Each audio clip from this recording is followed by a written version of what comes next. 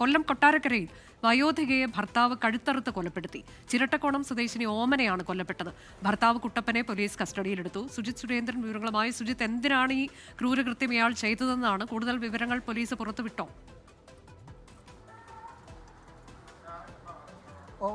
അനുജ, ഓമനയും കുട്ടപ്പനും തമ്മിലുള്ള സാമ്പത്തിക ഇടപാടുകളാണ് കൊലപാതകത്തിലേക്ക് എത്താൻ കാരണമെന്നാണ് മനസ്സിലാക്കാൻ സാധിക്കുന്നത്. ഞാനിപ്പോൾ ഉള്ളത് ഈ കൊലപാതകം നടന്ന വീട്ടിലാണുള്ളത്. ഈ മുറിക്കുള്ളിലാണ്. ഇൻക്വസ്റ്റ് നടപടികൾ പുരോഗമിക്കുകയാണ്. ഇപ്പോൾ ഇവിടെ ഇന്ന് പുലർച്ചെ 5 മണിയോടെയാണ് ഈ സംഭവം പുറത്ത് അറിയുന്നത്.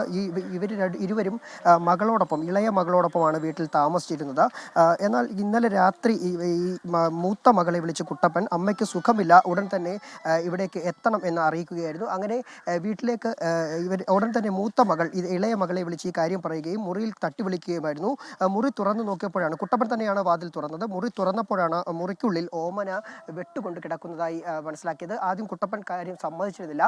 പിന്നീടാണ് പോലീസ് എത്തി ചോദ്യം ചെയ്തപ്പോഴാണ് ഈ കാര്യങ്ങൾ, കൊലപാതകമാണ്, താൻ കൊലപ്പെടുത്തിയതാണ് എന്ന കാര്യം പറയുന്നത്. കശുവണ്ടി തൊഴിലാളിയായ ഓമന തൻ്റെ സമ്പാദ്യമായി കിട്ടിയ കുറച്ച് പണം കുട്ടപ്പനുമായി ആലോചിക്കാതെ മറ്റൊരാൾക്ക് കടം കൊടുത്തതുമായുള്ള കാര്യങ്ങളാണ് കൊലപാതകത്തിലേക്ക് കലാശിച്ചതെന്നാണ് പറയുന്നത്. എന്തായാലും പഞ്ചായത്ത് അംഗം നമ്മളോടൊപ്പം ചേരുകയാണ്. എന്താണ് ഈ കൊലപാതകത്തിലേക്ക് എത്താനുള്ള സാഹചര്യം?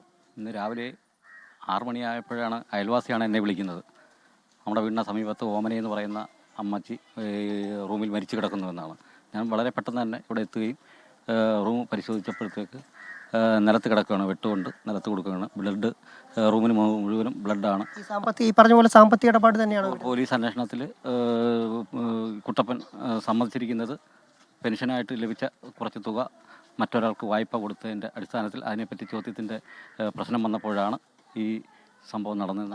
ഇത് തന്നെയാണ് ഈ പോലീസിനോട് കുട്ടപ്പൻ പറഞ്ഞിട്ടുള്ളതും. ഏതായാലും ഇപ്പോൾ വീട്ടിൽ ഇൻക്വസ്റ്റ് നടപടികൾ പൂർത്തീകരിച്ചുകൊണ്ടിരിക്കുകയാണ്. ഇപ്പോൾ പോലീസിന്റെ കസ്റ്റഡിയിലാണ് കുട്ടപ്പനുള്ളത്. പോലീസ് വിശദമായി ചോദ്യം ചെയ്തു വരികയാണ്. ഇവിടെ ഇൻക്വസ്റ്റ് നടപടികൾ പൂർത്തിയായി അല്പസമയത്തിനകം കൊട്ടാരക്കര താലൂക്ക് ആശുപത്രിയിലേക്ക് എത്തിച്ചു കഴിഞ്ഞും മൃതദേഹം പോസ്റ്റ്മോർട്ടത്തിന് ശേഷം ബന്ധുക്കൾക്ക് വിട്ടു നൽകും. അനുജ.